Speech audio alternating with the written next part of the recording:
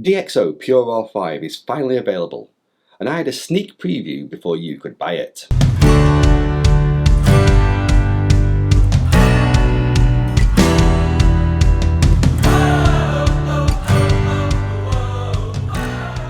Hi, my name is Rich Dyson from Edinburgh Photography Workshop, and this is Copy Break Photography.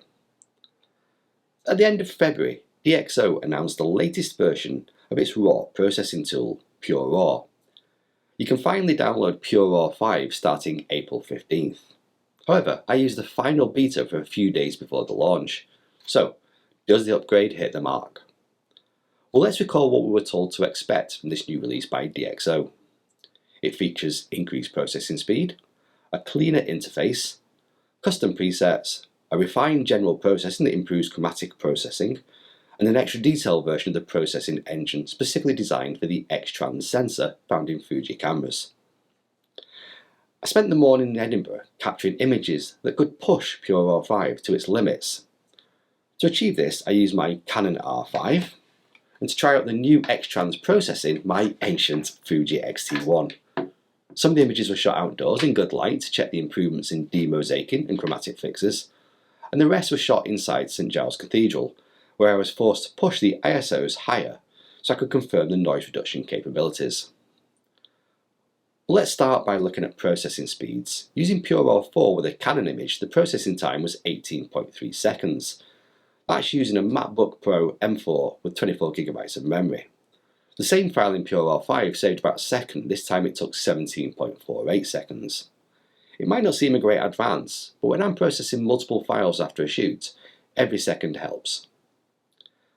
The PureRAW 5 interface introduces a minor change with the addition of buttons in the top right corner.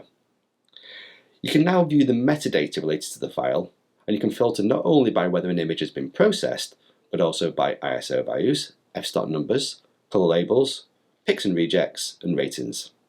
And additionally, it's possible to switch the image display in the window to either a grid or mosaic layout. These are all nice changes that you probably didn't know you needed until you see them on the screen.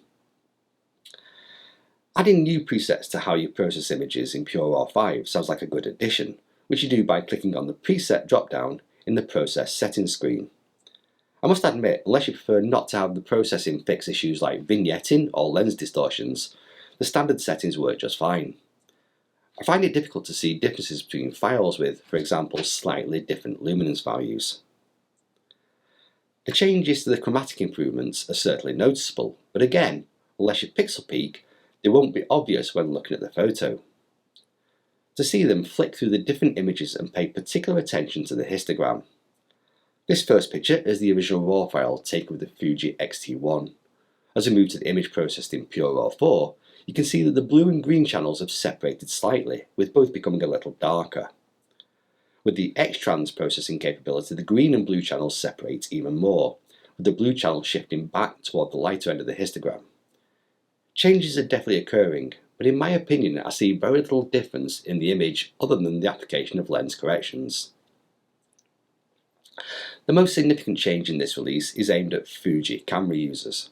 The addition of extra detailed processing for the X-Trans sensor has greatly enhanced the quality of the output. The image on the left was processed with PureRAW 4, while the one on the right uses PureRAW 5. You can see that both manage noise exceptionally well. The major difference becomes apparent when we zoom into the image to examine the stained glass window. The PureRAW version displays a red tinge around the window panes, whereas the version 5 image has completely eliminated these artifacts. Keep in mind that this image was captured at the edge of the ISO capability for an 11-year-old camera.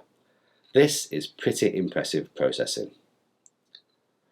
With the limited time I've had to test the capabilities of PureRAW 5, I'm not convinced that the version upgrade offers much for non-Fuji cam users, apart from maybe a slight increase in processing speed. However, for Fuji users, I would say that this is a must-buy.